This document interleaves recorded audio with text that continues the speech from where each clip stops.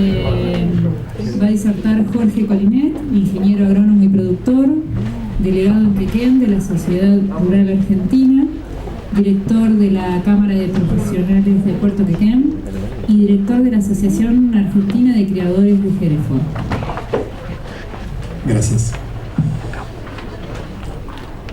Bueno, muchas gracias a Mario de la CAPRO, a Oscar Morán y a Daniel Arce por la invitación que me han hecho para este seminario.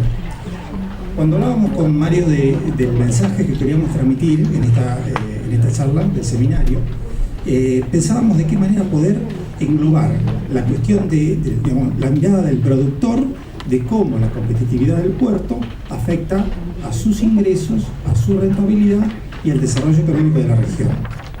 Entonces, para eso nos imaginamos hacer, no creo que diga cosas nuevas que ustedes no conozcan, sino lo que va a ser interesante de esta presentación es cómo ordenar el mensaje para, partiendo de las condiciones internacionales, ver cómo impacta en el desarrollo económico de la región y del país. Para ello los invito primero a que, el resumen de la disertación entonces va a ser, primero vamos a hablar un poquito sobre la formación de los precios internacionales de los productos de exportación, luego qué relación tienen esos precios con el volumen, la calidad de la producción y en tercer lugar, cómo ese volumen de la producción impacta en el desarrollo económico de la región y del país. Naturalmente, donde hay un puerto, hay un comercio de mercadería. Donde hay un comercio de mercadería, hay un mercado. Ese mercado tiene una serie de relaciones en el mundo actual totalmente sofisticadas. El mundo está totalmente interconectado y las variables que ocurren en una parte del mundo se representan en la de la otra. O sea que hablar un poco sobre cómo se forman los precios FOB es un poco complicado, pero yo voy a tratar de resumir simplemente las ideas. ¿Cómo se forma el precio FOB de cada producto que exportamos? Free on board es el precio del producto arriba del barco cuando está saliendo del puerto. En primer lugar, hay una oferta y demanda mundial de alimentos y una oferta mundial de productos. Eso hoy día, como dije en la primera transparencia, está totalmente interconectado. Hay una sequía en Ucrania o en Rusia y enseguida el mercado de Chicago lo copia. Hay un temita con la guerra comercial y enseguida el mercado de soja lo copia. Esa oferta y demanda mundial es lo que en el análisis económico se denomina fundamentalmente como los fundamentals del mercado. Eso va haciendo que en cada puerto del mundo se forme un precio de venta y un precio de compra. ¿Por qué? Además, y antes de ir a los elementos físicos que los relacionan, también debemos tener en cuenta las preferencias arancelarias que sobre algunos de esos mercados pueden estar afectando. Caso nuestro, con Mercosur, ustedes saben que tenemos una preferencia arancelaria del 10%, lo que nos hace que nuestro trigo sea más competitivo en un 10% del trigo que pueda venir de otras partes del mundo, sobre todo del Golfo de México, a Santos. En el caso de China, bueno, ya saben ustedes, todos están al tanto de que China y Estados Unidos están a los trompazos, y eso los afecta indirectamente porque la soja que está yendo en este momento a China, de Estados Unidos, paga el 25% de impuestos de importación, con lo cual la soja de Brasil, Argentina, de otras partes del mundo, tenemos una ventaja indirecta. Por supuesto que esas relaciones de las ofertas y demandas de todos los puertos del mundo y los fundamentales y las preferencias arancelarias están virtualmente interconectadas por las diferencias de fletes y seguros que hay entre un puerto y otro. De todo eso se forman el precio FOB de cada puerto. Naturalmente y en forma accidental puede haber un faltante de mercadería en el puerto, producto de un evento de camiones, un evento climático que puede hacer que el precio pueda subir un poco más o un poco menos. Pero en líneas generales, la oferta y demanda local viene a ser el último punto de esta formación del precio FOB. Naturalmente, para que todo esto se desarrolle con naturalidad, dentro del mercado del puerto tiene que haber dos elementos que hacen a lo económico, que es la competencia y la transparencia. ¿Qué significa competencia? Número de agentes, número de actores. Tiene que haber varios jugadores en el puerto para que compitan entre ellos en forma libre a la formación de ese valor de referencia FOB. ¿Y qué es transparencia? Como su nombre indica, transparencia es mirar a través de. Es la forma en que el productor que vende o el exportador que compra puedan ver toda la información real que existe sobre ese producto en ese momento. competencia y transparencia son valores comerciales, pero es el primer elemento que yo tomaría en cuenta para la competitividad de un puerto, que exista eso formado. Entonces, en función de todo lo que hablamos de los fundamentales internacionales, las preferencias arancelarias y las relaciones entre fletes y seguros que hay entre diferentes puertos, con una adecuada competencia y transparencia, llegamos a la formación del precio FOB. De ahí pasamos al productor. Como el productor recibe lo que se denomina el precio FAB, o sea, al lado del barco, y naturalmente se parte del precio FOB que recién determiné. A ese precio FOB lo primero que se le debe descontar son las retenciones. Un viejo tema de la Argentina, llamadas retenciones, mal llamadas retenciones, porque es un impuesto directo al valor FOB de exportación. En este momento el único producto que por suerte nos queda es la soja, que tiene una línea decreciente del 0,5% mensual. En este momento debe estar en el 25 aproximadamente por ciento. La idea es que cuando llegue al 18 iba a quedar. Ese 25% quiere decir que si la soja vale $300, el 25%, o sea $75, van a las arcas del Estado. Y el resto le queda en la mano al exportador para pagarle al productor lo que corresponde. En segundo lugar, están los costos de embarque. Y de esto se ha hablado en el día de hoy, una presentación específicamente sobre costos portuarios y lo que, digamos, no es mi especialidad, simplemente lo que quiero es enunciarlas y repasarlas junto a ustedes. Lo primero que parece como lo más importante para esos costos de embarque son los días que tardamos en cargar el barco. Se ha mencionado mucho ese tema. No es lo mismo cargar un barco en 2 días que en 10. Esos 8 días a valor del flete y a valor del muelle es mucho dinero que, traducida en las toneladas que lleva, se convierte en una carga pesada para el productor. Los días para cargar el barco, como se dijo hoy, va a depender del acceso al puerto, va a depender de la profundidad del canal interior, va a depender de aspectos como la conflictividad gremial, va a depender de días laborables, puerto abierto, puerto no abierto, días laborables, etc. En segundo lugar está el costo de la terminal, que hace la elevación del cereal al barco. Y en tercer lugar están los costos operativos y administrativos de la exportación. Todo eso va a hacer que ese precio FOB potencial se traduzca en el precio FAS al cual va a recibir el productor. ¿Por qué estoy haciendo esta introducción? Porque el productor toma diferentes decisiones a partir del precio que espera va a tener en la cosecha. El productor no es una máquina que siembra igual todos los años lo mismo. Es un ser humano que, con todos los que integran un mercado, se estimula, se entusiasma cuando su producción va a valer, cuando su relación precio-producto, precio de insumo es favorable, y con eso toma decisiones. La producción agropecuaria está dentro de lo que se conoce históricamente como la ley de los rendimientos decrecientes. Esto es muy viejo, es del año 1700 y pico, de David Ricardo. ¿Qué significa la ley de los rendimientos decrecientes?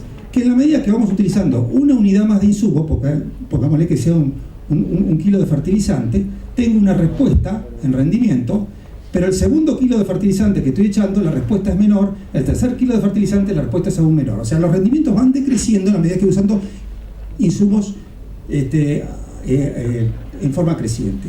Esto es lo que se determina en general una zona de respuesta económica. Por supuesto, todo el mundo va, aunque el precio sea malísimo, vamos a hacer una fertilización de arranque. Pero si el precio es muy bueno y la urea bajó, yo voy a hacer una flor de fertilización. Y esto va a tener mucha importancia porque va a definir dos cosas. Va a definir el volumen de producción y la calidad de lo producido. Entonces, fíjese lo que pasó en la Argentina cuando en diciembre de 2015 se retiraron las mal llamadas retenciones. Es una especie de ejemplo, por supuesto, salvando las distancias, porque hay otros elementos, pero lo uso como ejemplo para mostrar cómo el sector productivo hizo un salto cualitativo y cuantitativo. En el trienio 2012-2015, de esas 3 campañas, el promedio de producción de trigo en la Argentina fue de 10.300.000 toneladas y el promedio de maíz fue de 33 millones de toneladas. En diciembre del 2015 hubo un nuevo gobierno. En la campaña de trigo estaba jugada, se siembra mayo, junio, julio, no estaban ni las PASO, ¿se acuerdan? 2015. La fertilización segunda, agosto-septiembre, tampoco influyó, pero sin el maíz. El maíz se empieza a sembrar en octubre y se fertiliza en noviembre-diciembre. Fíjese el salto que hubo en el maíz. Ya se pasó de 33 millones a 39. ¿Qué pasó al año siguiente? La campaña 16-17 trigo saltó a 18.400.000 toneladas, con el agregado, que ya lo mencionaron acá, los que hablaron de fertilizante, lo que fue el consumo de fertilizante y la calidad del trigo, como dijo Wuhan, que pasamos de un trigo forrajero que tuvimos que venderlo para alimento de ganado a un trigo de calidad panadera. O sea, la fertilización, la decisión del productor fue tomada en este caso, les resumo, por el precio. La zanahoria es el precio de su producción. La campaña última, lamentablemente, tuvimos la peor sequía desde el año 2003, creo. Cada 15 años tenemos una sequía muy importante que nos cercenó la producción de trigo, pero mucho más la gruesa. Acá no está la de soja, pero de soja pasamos de 55 millones de toneladas a 35 de producción. La campaña actual que está en marcha, que viene bastante bien, se está hablando de récords absolutos. Estamos, las últimas estimaciones, las van a ver ustedes en las bolsas, están arriba de 20 millones, están hablando de 21 millones de toneladas de trigo, y les puedo asegurar que salvo una contingencia climática va a venir de muy buena calidad porque se está usando mucha fertilización. En el caso del maíz vamos a estar cerca de 48 millones de toneladas. En definitiva, ¿qué pasó con la ganadería? Un ejemplo también. En el trienio que estaba mencionando, el stock de Hacienda era de 50 millones de cabezas, 50 millones, casi 50 millones de cabezas, y la producción, en realidad se llama producción, pero es la faena del año, fue de 2.700.000 toneladas. Al año siguiente, el año 17, esto es año calendario, el stock de Hacienda pasó a 52, o sea, 1.700.000 toneladas más hubo de retención en los campos, ¿se entiende? Se retuvo para mayor producción futura. La faena fue un poquito menor, pero esto quedó todo retenido en los campos, las fábricas, quedaron las vacas, se crearon nuevas vacas. Al año siguiente, cuando ya hay un stock bastante estabilizado, aunque acá crecieron 700.000 cabezas, la producción ya alcanzó los 2.800.000 toneladas, y en el año actual se habla de 3 millones o más de toneladas producidas, con una exportación récord arriba de las 410.000 toneladas. Nuevo ejemplo donde el precio al productor actúa como estímulo a la producción. Y voy redondeando entonces el concepto. Y digo, el sector primario, esta es una representación clásica de todos los libros, donde el sector primario está en la base de la pirámide, el sector secundario, industrial y construcción es demandado por el sector primario, y el sector primario y el secundario demandan al sector terciario los servicios. Pero yo les propongo un ejercicio en el cual demos vuelta a la pirámide y la hagamos activa. Vamos a poner primero como ejemplo, para mostrar esto, lo que ocurre con la pirámide financiera. La pirámide financiera, tenemos para la base monetaria, que es y el dinero líquido. Estas dos, M0 y M1, es lo que todo el mundo conoce como la sumatoria de las monedas y billetes que están en circulación en un país. Ese dinero después es colocado en los bancos, que a su vez entran las tarjetas, los plazos fijos, las cajas de ahorro, y se genera lo que se denomina el cuasi dinero, ¿sí? Que es una proporción mucho mayor de la base monetaria. A su vez, todo ese dinero entra en la sombra, pero esto no me refiero a los bolsos, sino a la parte de la economía no bancaria, cajas de crédito, cooperativas, todas las empresas que manejan dinero de terceros y que van aumentando aún más, van multiplicando la cantidad de dinero. Finalmente se llegan a los derivados, que son las opciones, que todavía potencian mucho más la cantidad de dinero que hay en la economía. Un movimiento que se puede hacer en la base monetaria multiplica toda la cantidad de dinero que hay en un país. Esto ya lo saben, somos expertos financieros en la Argentina. Bueno, la propuesta es que esta visión la hagamos al sector primario y que pensemos que el sector primario, que es el que produce los bienes, sobre todo en este puerto y en esta zona, son los commodities de exportación, genera demanda del sector secundario, industrial y comercial, las cosas. Plata que gana, plata que demanda. Metal mecánica, cambia maquinarias, cambia cosechadoras, hace alambrados, hace un galpón, construye en el pueblo un departamento, se mete en un fideicomiso, y a su vez ese movimiento industrial y construcción afecta al sector terciario, comercio, servicios, abogados, escribanos, etcétera, etcétera. La visión de en cuanto una cantidad de dinero aplicada al sector primario repercute en toda la economía, bueno, para eso voy también a los clásicos. Los clásicos, esta información es muy clásica y habla de cuál es el multiplicador que habitualmente se puede considerar de una cantidad de dinero que se aplica en la inversión en el resto de la economía. Esto es una fórmula bastante sencilla de entender. Yo lo único que quiero mostrar es este número. Esto significa que el 75% de cada peso es reinvertido. Yo, productor de trigo, gano 100 pesos, el 75 lo voy a reinvertir. Pero como eso y en esta fórmula significa que el 75%, 1 menos 0,75 da 4. Quiere decir que va finalmente a traducirse en 4 veces en la economía. Desde la cosecha de trigo hasta el escribano que escrituró la casa que compré, o que compraron los comerciantes que me metieron los productos. Bueno, esa es un poco la idea de conectar la competitividad portuaria, que hablamos de competencia y transparencia en la formación de los precios y de costos de embarque, con todos sus detalles, en la información del valor de la producción. El valor de la producción va a incidir en las decisiones de inversión de los productores, y esas decisiones de inversión motivadas por ese valor van a repercutir en volumen y en calidad de lo producido.